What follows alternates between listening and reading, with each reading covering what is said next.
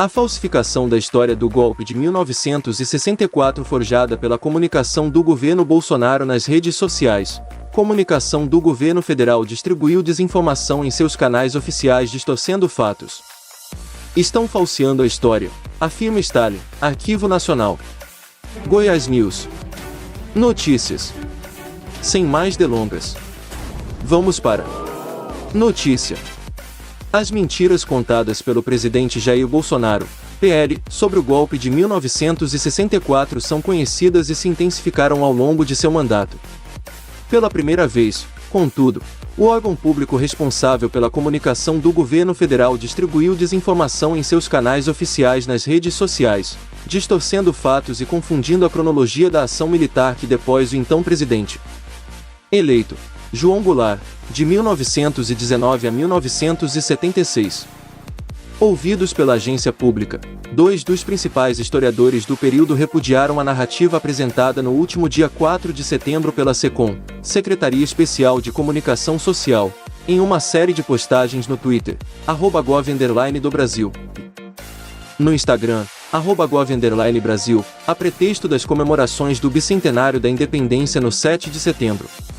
Embora formalmente vinculada ao Ministério das Comunicações, a SECOM é também a comunicação oficial da Presidência da República. Procurada pela Pública na última sexta-feira, 9, a SECOM não se manifestou até o fechamento deste texto. Apavorante, disse, a respeito da versão palaciana, a professora titular do Departamento de História da UFMG, Universidade Federal de Minas Gerais, Heloísa Stalin e autora de Os Senhores das Gerais, Os Novos Inconfidentes e o Golpe de 1964. Edição Vozes, 1986. O que é perigoso é que não estão recontando a história, não é uma versão da história. O que eles estão fazendo é errado, estão falseando a história. Para o professor titular de História da UFRJ, Universidade Federal do Rio de Janeiro, Carlos Fico, autor de Como Eles Agiam, edição Record, 2001. A SECOM divulga essas informações falsas com o propósito político de provocar reações nos opositores e obter apoio para a tese de que o golpe de Estado de 1964 e a ditadura militar foram positivos para o Brasil, o que, supostamente, transpareceria apoio dos militares ao atual presidente. Transpareceria apoio dos militares ao atual presidente. A deflagração do golpe. Nas publicações nas redes sociais, a SECOM associou o golpe de 1964 a outros eventos que representaram vitórias democráticas para o país, como os comícios das diretas já, no início dos anos 80, e a participação do Brasil nas duas guerras mundiais.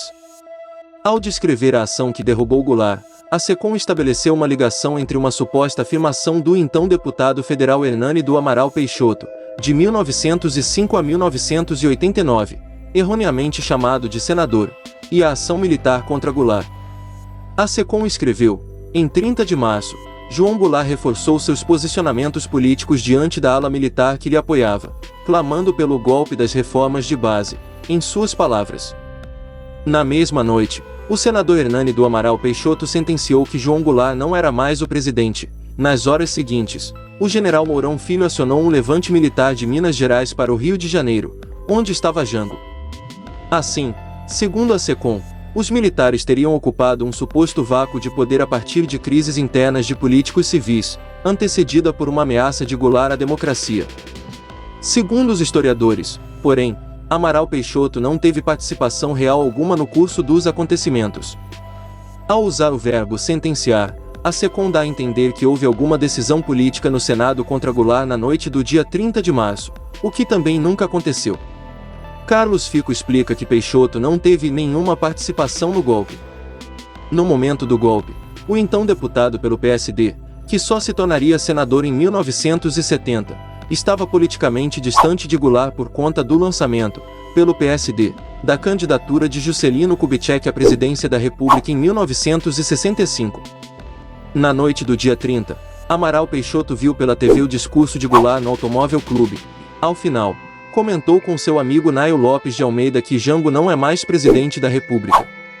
O comentário de um personagem secundário, um mero deputado federal, não foi tornado público na época e, assim, não teve impacto na rebelião militar. De acordo com Fico, Peixoto era próximo do general golpista Olímpio Mourão Filho, de 1900 a 1972. Semanas depois, quando a presidência já era ocupada pelo general Castelo Branco, de 1897 a 1967, Amaral Peixoto encontrou-se com Mourão, que comentou que semanas depois, quando a presidência já era ocupada pelo general Castelo Branco, de 1897 a 1967, Amaral Peixoto encontrou-se com Mourão, que comentou que antes do golpe o havia procurado para participar do movimento. Amaral diz que respondeu da seguinte forma: "E por sorte sua e minha não nos encontramos." Amaral disse nessa conversa, presenciada por Martins Rodrigues, líder do PSD, que nunca se sabe como acaba uma revolução, disse Fico. A constatação de Amaral Peixoto, na noite do dia 30 de março de 1964, foi feita diante da evidência de que o presidente não contava com apoio militar e muito menos contaria com tal apoio depois do discurso no Automóvel Clube. Isso nada tem a ver com torcida em favor do golpe, que ele não desejava.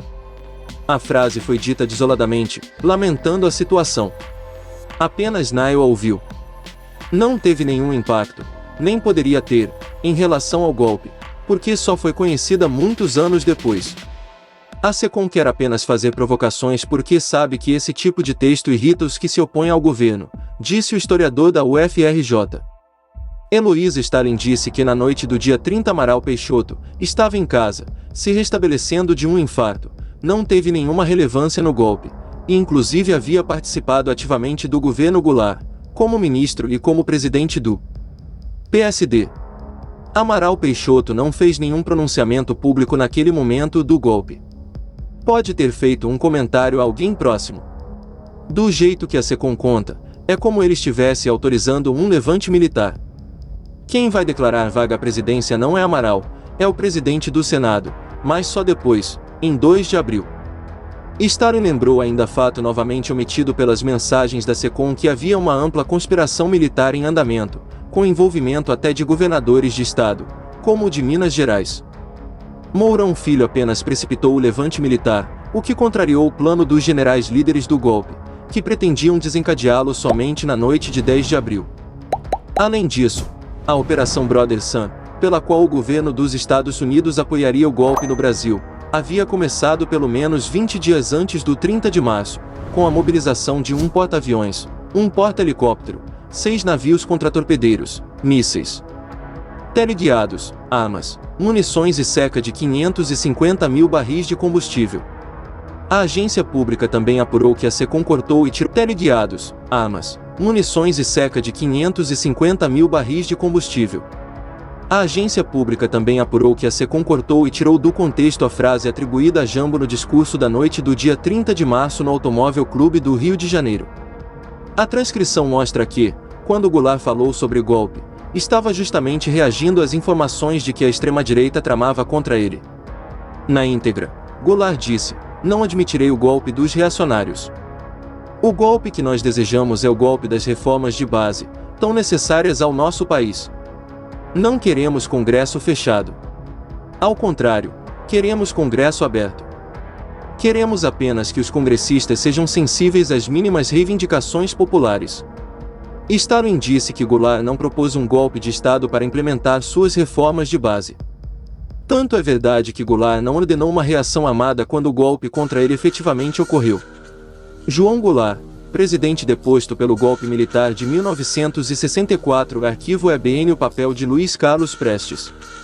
Um segundo tweet da SECOM associou o líder comunista Luiz Carlos Prestes, de 1898 a 1990, a um suposto apoio armado ao governo de Goulart.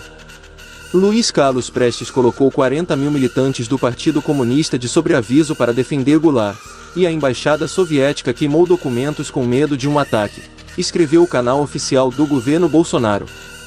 Heloísa Stalin disse que SECOM manipula informações ao sugerir que o Partido Comunista era uma força armada a serviço de Goulart e exagera os números.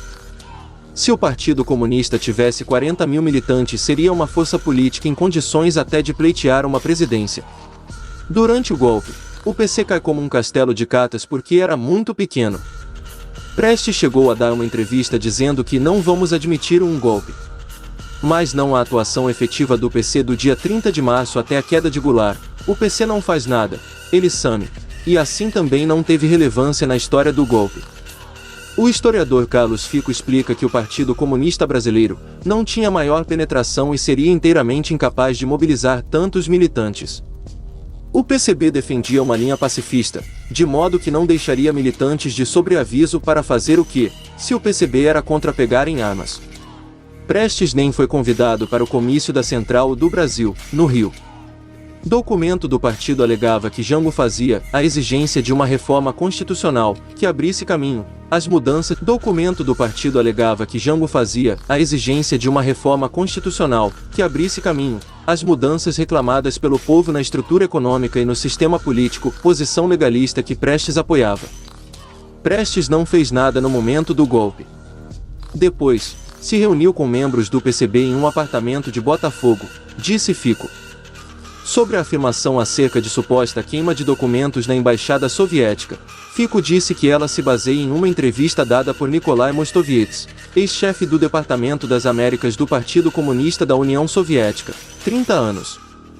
Depois do golpe da suposta queima que, aliás, ele não se presenciou, já que estava em Moscou. Ele deu essa entrevista com 81 anos. Ele diz que, na época do golpe, foi informado pelo embaixador Andrei Fomin de que, no dia 30, ele, embaixador, havia queimado alguns documentos de arquivo, com medo de ataque. Mostoviedes respondeu dizendo que isso era um absurdo porque não tínhamos lá nenhum documento secreto, apenas papéis de trabalho sobre as relações diplomáticas e comerciais entre os dois países, lembrou Fico. Na mesma entrevista, concedida à Folha de S. Paulo, Mostoviedes também disse o que não é explicado pela SECOM que a diplomacia soviética não sabia que o golpe contra Goulart iria ocorrer, o que trabalha contra a tese de que Prestes havia mobilizado 40 mil militantes para defender Goulart. O papel do Senado. Em uma terceira parte das mensagens que postou nas redes sociais, a SECOM descreveu da seguinte forma a queda de Goulart. Surgiram rumores de que o presidente partiria para o exterior. Em sessão extraordinária dia 2 de abril, o Congresso declarou vaga à presidência da República.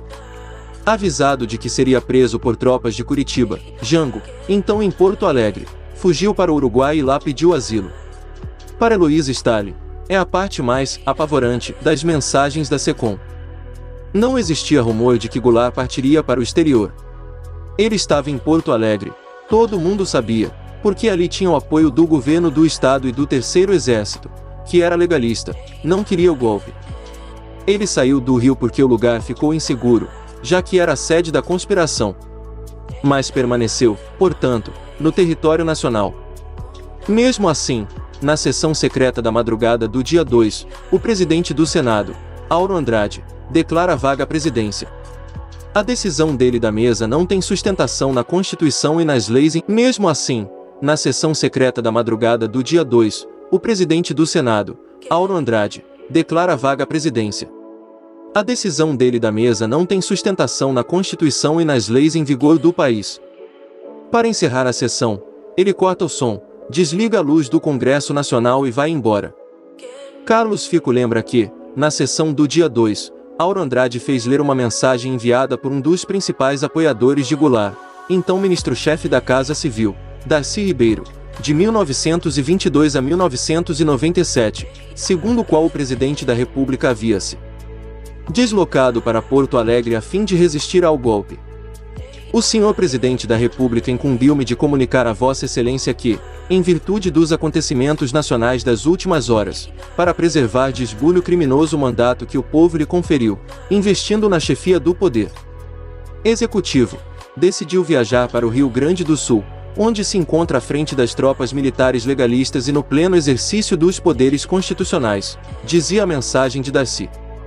Segundo Fico, Darcy pretendia, exatamente, garantir que Jango estava em território nacional e que, portanto, não abandonara o governo.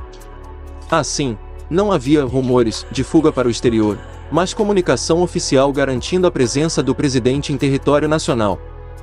Auro já havia combinado com outras lideranças que declararia a vacância do cargo e foi exatamente o que fez, apesar dos protestos de alguns parlamentares do PTB, como Sérgio Magalhães, que tornaram a sessão bastante tumultuada. mas não conseguiram deter Auro, disse Fico, observando que o então presidente do Senado havia tido, 2 anos antes, desavenças com Goulart e agora dava o troco. Depois da declaração da vacância do cargo da presidência, alguns parlamentares pró-golpe foram ao Palácio do Planalto ainda na madrugada do dia 2 e, com o palácio às escuras, foram até o gabinete presidencial e empossaram o deputado Ranieri Mazzilli na presidência da República. O procedimento era tão vexatório que o terceiro secretário da Embaixada dos Estados Unidos, Robert Bentley, que tudo acompanhou, ficou em dúvida quando perguntado pelo subsecretário de Estado, George W. Ball, que estava em Washington em ligação telefônica direta com Bentley por meio do único telefone que funcionava no Palácio do Planalto, se a cerimônia era legal, disse o historiador da UFRJ. Fico também observou que a afirmação da Secom de Quijango, então em Porto Alegre, fugiu para o Uruguai e lá pediu asilo, é equivocada porque, no dia 4 de abril de 1964, após tentar permanecer no Brasil, Goulart, que estava na estância de Cinamomo, no município de Itaqui, RS, percebeu que não poderia permanecer no Brasil e foi para o Uruguai, onde recebeu asilo político. Para Heloísa Stalin, a narrativa que a Secom apresenta sobre o golpe de 1964 é uma estratégia para dar a entender que os militares apareceram em cena de maneira legítima para colocar ordem, harmonia, para dizer que infelizmente eles tiveram que intervir para restaurar a paz.